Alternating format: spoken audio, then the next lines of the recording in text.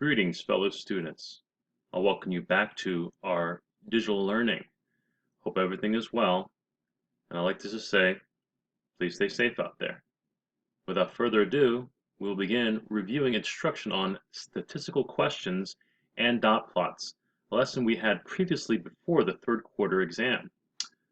You can find the information regarding this section in your course workbooks. At this moment, we do have a homework assignment on page 474, questions 6 through 13. Should you find responses already in the homework pages, take a look over them and see if you can make changes after the instructions in this lesson. Right now, please take out your notebooks and pencils and also your class workbook. Please pause now and get those materials. You should have all those materials with you now. Your notebook, class workbook, and a pencil to write with. Let's proceed to a fresh new page in your spiral notebook. We begin the lesson with bell work, a review on statistical questions and practice. In your notebooks, please list numbers 1 through 7 and answer these questions the best you can. Pause now and respond to these. Once complete, unpause and we'll discuss whether or not these questions are statistical or not statistical.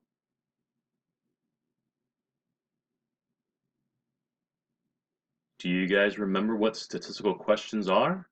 What that word means, statistical. Let's take a look at question number 1. What is your shoe size? Do you believe your shoe size will be the same as everyone else's? Or will somebody else have a different answer? How about question 2? How many states are in the United States? Even if you don't know, do you know that there's only one correct answer? How about number 3? Do you believe everybody watching this video and listening in will have the same number of brothers and sisters? How about question 4? How many inches are in 1 foot? Number 5, how many US presidents have been in office? What's your favorite type of movie? Or, how tall are you? Some of these questions will have the same correct response if answered correctly, while some of you guys may answer differently from your classmates, as we've done so in class before. So, let me ask you again. Do you know what the term statistical question means? I'll give you some time to think about it, and we'll review the answers based on what we just previously discussed. Which question should have only one answer? Which question may have different answers? That's what you should be asking yourself when asked, is a question statistical or not? How many states in the United States? 48? 52? Or how about our new class champion who named 56 states? We all know, though, that there should be only one answer, and thus there's no statistical difference in the correct responses for number 2. How about question 4? Will there be different answers? Should question 5 have different answers? Even if you don't know the answer, you know there's only one. Take a look at question number 1, 3, 6, and 7. All of those may have different answers based on who I ask. Those would be statistical questions. At this time, please open up your books to page 469. Follow along as I read. The question, quote, how much does a typical cat weigh, end quote, is an example of a statistical question. A statistical question is a question that has many different or variable answers. We can use these type of questions to gain a better thought on different polls or different thoughts and ideas. Questions that only have one answer are non-statistical. Please pause now and discuss this with either family member and pose a question to them to see if there's more than one answer or many. One statistical question I may ask you is, what's your grade in my math class? Not everybody will have the same grade, and that's when we get into measures of center. Just because your average might be an 88%, does that mean you got 88% on every assignment you did, or maybe you did better on some and maybe not so good on the others. We have to sort all this information into statistics and in visual representations called dot plots, which we will begin now. Please turn to page 470 at this time. Making a dot plot. Statistical questions are answered by collecting and analyzing data. One way to understand a set of data is to make a visual display. A dot plot is a visual display which each piece of data is represented by a dot above a number line. A dot shows the frequency of each data value. Let's take a few moments and actually ask that question from the bell work. How many brothers and sisters do you have? Depending on how many students answer in a certain way, we might have more dots above a certain value. Maybe many students in our class have 3 brothers and sisters. We'll put a dot above a 3 on a number line. What if somebody has 8 brothers and sisters? We'll put a dot above the 8 on a number line.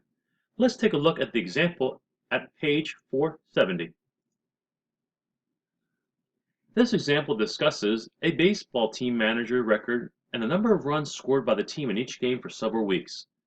You can see in the list here that I highlight, the number of runs is actually how many scores or points a baseball team makes by passing the home run plate. As you can see, all the numbers are different with some repeated numbers here and there. Each of these numbers represents one game. As you can see, in the first game, they scored 1 point or 1 run.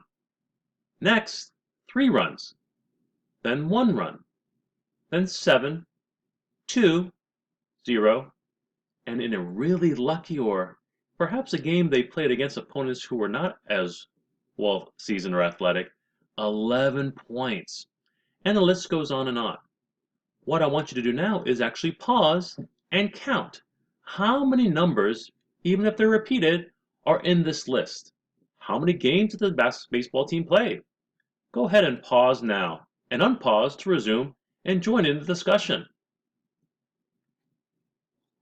Did you count 19 numbers in the list? You are correct. They played 19 games, and these are the different scores.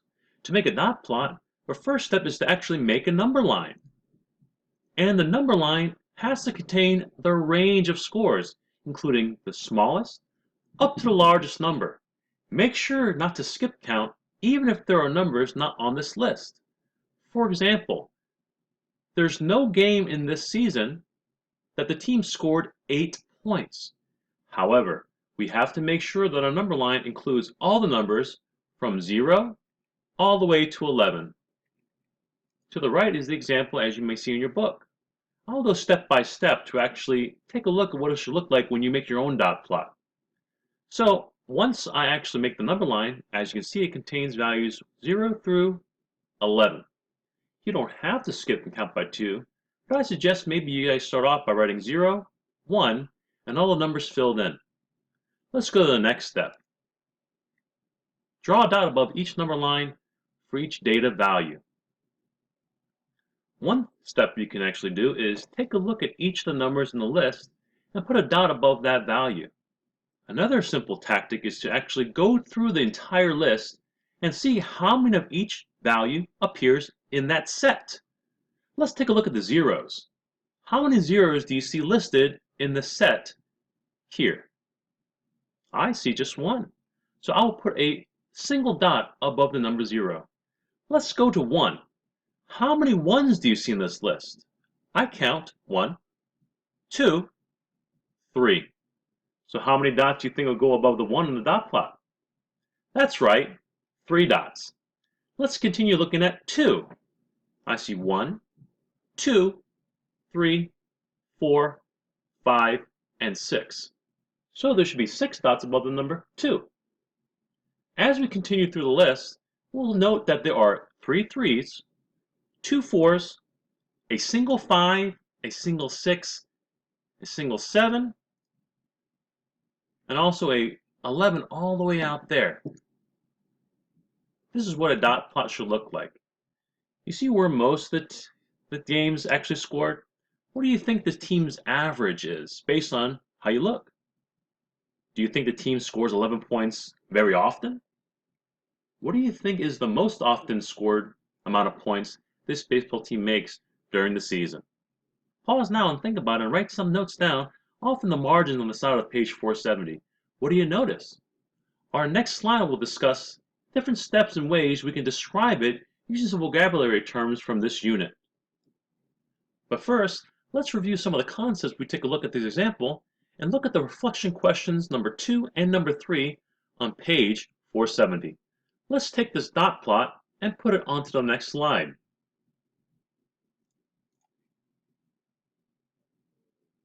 Question 2. How many games did the team play during the season? And how can you tell by looking at the dot plot? Do you remember what we actually discussed? This is one game where they scored 1 point, and that's another game. How many numbers did we count? That's right, we counted 19 games. Because there are 19 dots, each dot represents a game. Question 3. How many games did the team score 2 runs or fewer? I can look at this graph right now and see that they scored 6 games of 2 runs. But when they ask you or fewer, which way is fewer? This way or this way? That's right. Left is fewer because to the left of 2 is 1 and 0. So counting the 6 games they won with 2 points, 3 games they scored 1, and a game where they scored no points, how many games are 2 or fewer? How do we get this? We count the number of dots that's 2 or less. The correct answer is 10 games. I counted the number of dots for the values less than or equal to 2. Pretty much that's how I know. Very quickly, how many games did this team score more than 6 points? Did you answer 2? If you said 3, be very careful and listen how I stated the question. How many games did the team score more than 6? Is 6 points more than 6 points? I don't think so. So in this question, there are only 2 games where the team scored more than 6 points. On the next page, it's going to be your turn to try it out. If this is already done in your textbook or workbook, go ahead and write inside your notebook and create a number line on your own and see if it matches your response in class from before, or you might have learned something a little bit new or refresh your memory to perform this task with more perfection. Take some time now and take a look at the question and respond accordingly. I'll read the question aloud to you.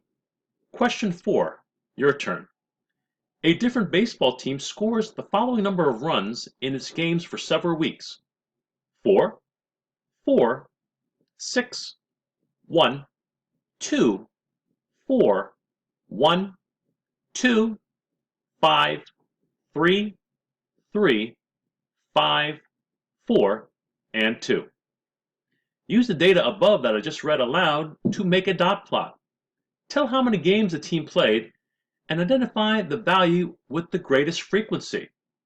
The word frequency is which number appears most frequently or frequent.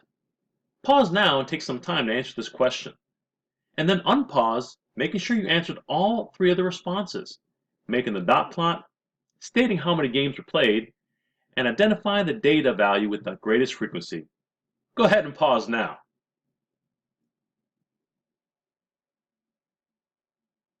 Do you remember how to make the number line? Take a look at the smallest value and the largest. At this time, we can actually see that the smallest value in this list is a 1, the largest being a 6. When you make your number line, you must include at least those numbers. Let's write all the way from 0 to 11 just to keep consistent, and we can compare both the graph and the dot plot we make from this as well as the one provided in the example. We're going to list from 0 all the way to 11. In the previous demonstration example, we actually counted how many values were 0 and how many values were 1 and so forth. Another tactic you can also use is just go by the list and just see what number stated and put a dot right above that number on the number line. At this time, you can see that the first number in the set is a 4. So I'll put a dot above the 4. Next, we see another 4. Another dot goes above the 4 again.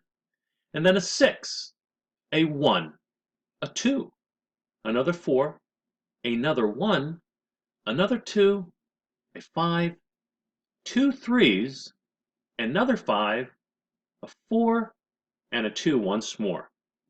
So, were you able to answer the question about how many games were played? That's right. There were 14 games, and we know by actually counting the number of values in there. The greatest frequency in this list is the 4. We can tell because it's actually the tallest number with all the dots that it creates. And we know because we call this a peak. Which score was the lowest? Did you say 6? Fabulous. We're off to a great start. Think about the question we just asked. It's a great start, but how else would you describe this graph? What would you say the average amount of points this baseball team scored? How do we interpret the dot plot? Let's take a look at the next page, 471. Interpreting a dot plot. A dot plot can give you a visual picture of the spread, center, and shape of the data distribution.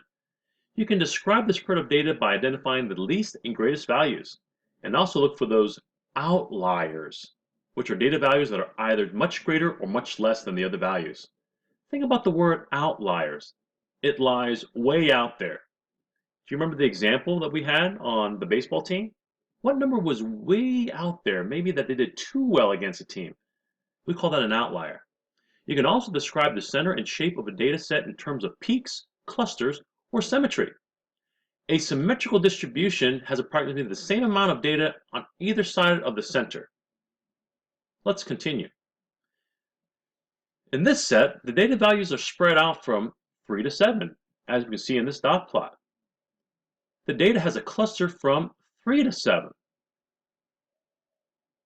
and one peak at the 5,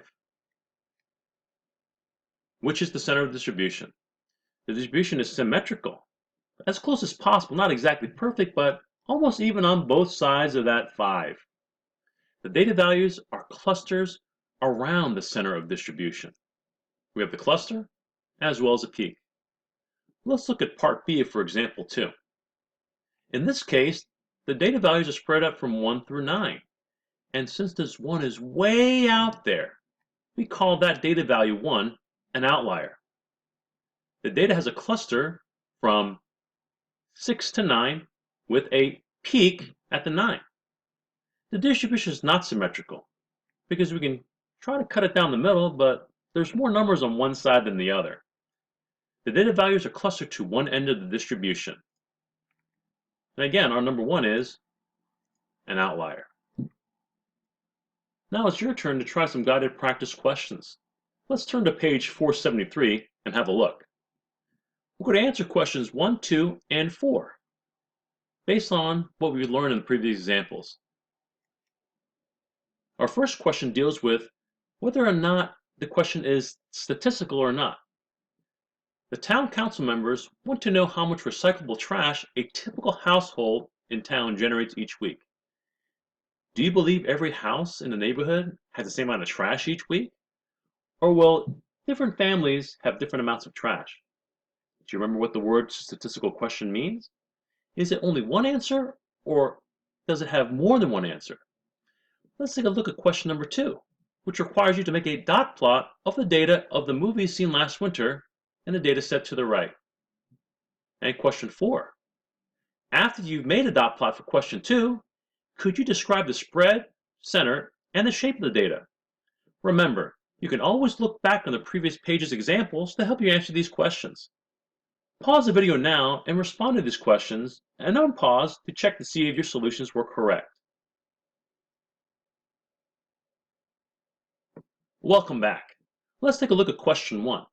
Is question 1 statistical or not? The town council members want to know how much recyclable trash a typical household in town generates each week. If you answered it is statistical or variable, you are correct, because some students might not have, or families might not have the same amount of trash other families have. Let's take a look at question 2.